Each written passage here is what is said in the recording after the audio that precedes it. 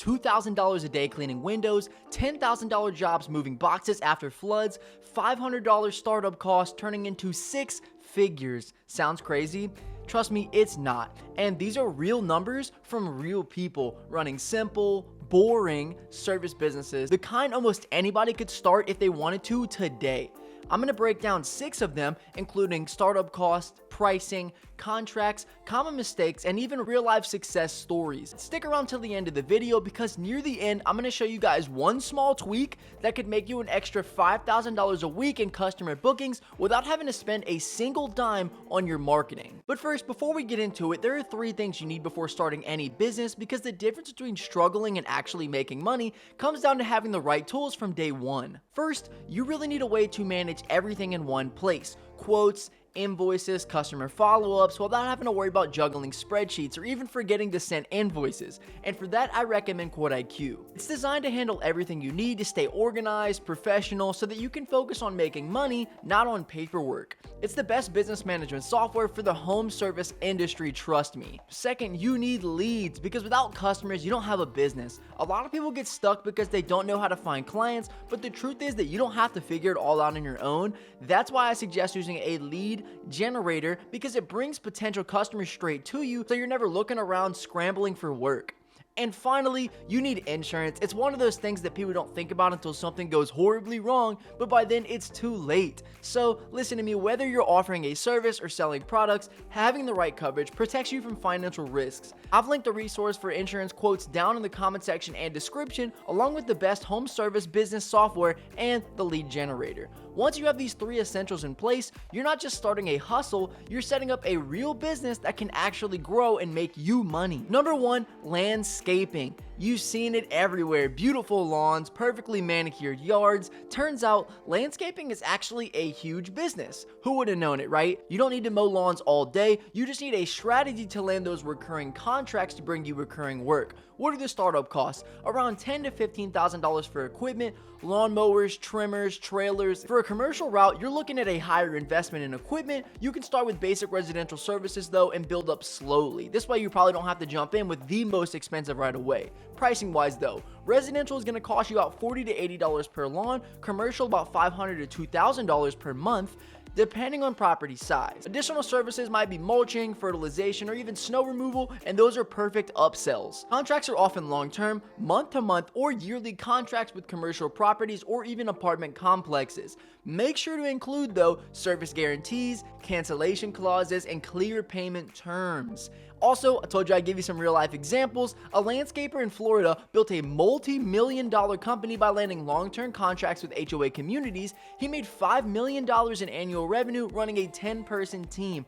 All from a business that started in his garage looking at other people's lawns. Common mistakes that you're going to want to avoid is underpricing just to win contracts. Don't sell yourself too short to land the job. Neglecting equipment maintenance, broken tools is obviously going to halt operations extremely quickly. For the second service business, fencing. The fencing business is highly lucrative, but it's all about big ticket jobs. Residential fencing costs about $2,000 to $5,000 per job. For commercial fencing, prices can go much higher. Startup costs are going to look a little bit like this. A basic fencing setup can cost you about $5,000 to $10,000 in tools and materials. This includes saws, posts, fasteners, and if you're wondering what the pricing would look like on some of these jobs, I'm going to get to it. Residential pricing is going to be $2,000 to $5,000 per contract, hopefully. Commercial is going to be $10,000 and up. This industry has very low repeat business, but the big ticket items can make it worth it if you can continue to grab those jobs. How are your contracts going to be set up? Clear contract terms are critical. Job scope, timelines, and even payment schedules. You'll also want to work a warranty into that contract, especially with expensive projects. And another real life example, a small fencing company in Texas hit $1 million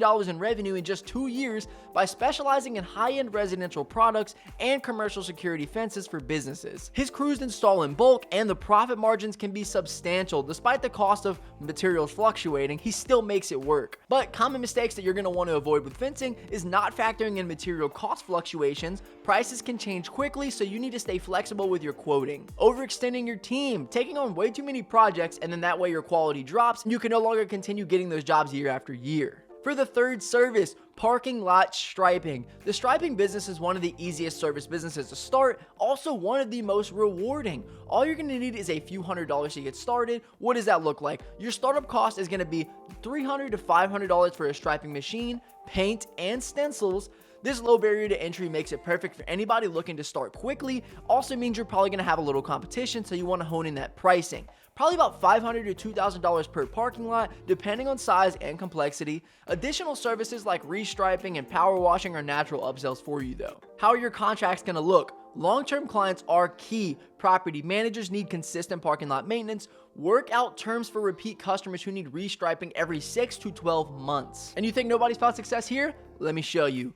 A new entrepreneur in California started with just one striping machine and $500 in materials. Within his first 18 months, he was doing $10,000 a month, securing government contracts to stripe municipal lots. His secret? Strategic networking with property managers, knowing who to talk to. His common mistakes that he said he avoided: not factoring in the weather, rain or cold can delay your job, so plan accordingly, and failing to secure long-term contracts. Without recurring jobs, you'll always be searching for the next gig and thinking, was this really worth it? Number 4, window cleaning. This is where most people start because it's fast, cheap, and profitable. What does this look like to start up though? As little as $150 to $500 gets you squeegees, poles, a bucket, and some flyers. That way you kind of hone in every aspect, the work and the marketing. Pricing wise, residentially, you're going to be charging $5 to $15 per pane. Commercial, monthly plans go from $300 to $2,000 plus. And there's always going to be upsells for this service: screen cleaning, track cleaning, gutter cleaning, pressure washing.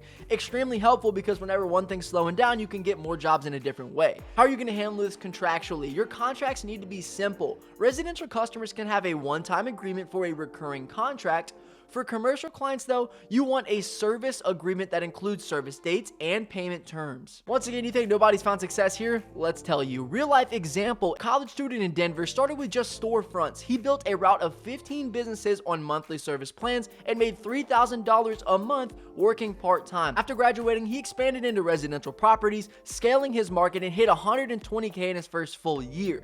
Now, here's something that you can supercharge your growth. Use a tool with QuoteIQ like the review multiplier. It automatically prompts your customers to leave a review, guiding them to the review screen at the right moment when they're their happiest, the service is finished, it looks great. This is going to build massive social proof very quickly. Your business looks 10 times more legit than other competitors, and higher reviews equals more booking and higher prices, allowing you to kind of maneuver the market and avoid falling off. But common mistakes you need to avoid are going to be skipping insurance. One broken window can wipe out your week's profit, underestimating ladder jobs and window access, not collecting reviews, which leaves you invisible online, which is something you just cannot do in this day and age. Number 5, one that you probably never heard of: a Packout service. After disasters, Packout services come into play, helping people clear their homes or offices. This is an extremely profitable niche because insurance companies pay well for this service. What does it look like to start? Around $5,000 for equipment, storage space, and transportation. You're also going to need insurance to protect yourself against accidents or thefts like we talked in the beginning of the video. You'll also need insurance to protect yourself against accidents or theft like we talked about in the beginning of the video. Knowing it's going to cost that much, what should your pricing look like? Jobs can average between $5,000 and $25,000 per disaster recovery project. You're paid based on the size of the home or even the commercial property that you are clearing out. So you're going to want to make sure you have your contracts in place. Work closely with insurance companies to handle claims and paperwork.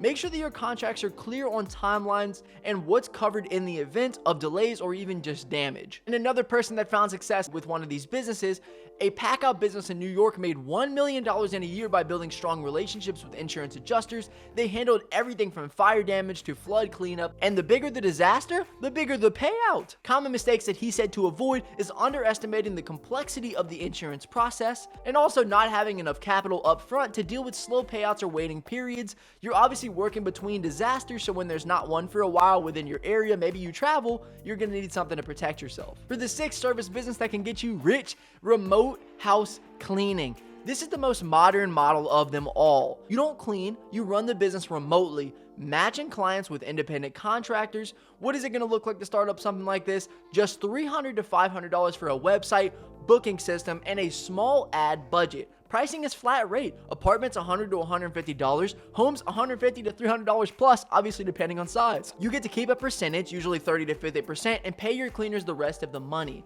How should these contracts look? They need to be including terms of service, rescheduling fees, and what's included and excluded in each cleaning, independent contractor agreements that are a part of your team. And again, you think somebody couldn't make money here? Let's explain it again. One operator in the Midwest runs a 6-figure remote cleaning service from overseas. She built her cleaner network with Craigslist, ran Facebook ads, and used an automation tool to handle scheduling and payments. If you're starting a remote house cleaning business, you'll highly benefit from using QuoteIQ's Client Hub. Why though? Why would I need to use something like this? Because once you scale up, managing communication is going to get chaotic fast. With Client Hub, you can handle customer conversations through a dedicated business number, keeping your professional life separate from your work life. Your cleaners can also access the hub, seeing real-time messages and communicating with clients directly, all in one shared open space. This keeps everyone on the same page, cuts confusion, and ensures clients feel looked after, even when you're not the actual one that's responding to them. What did this woman say her mistakes were? To avoid hiring unreliable cleaners without proper screening, not setting clear expectations whenever writing these contracts, and also letting communication slip, which leads to unhappy clients and, trust me,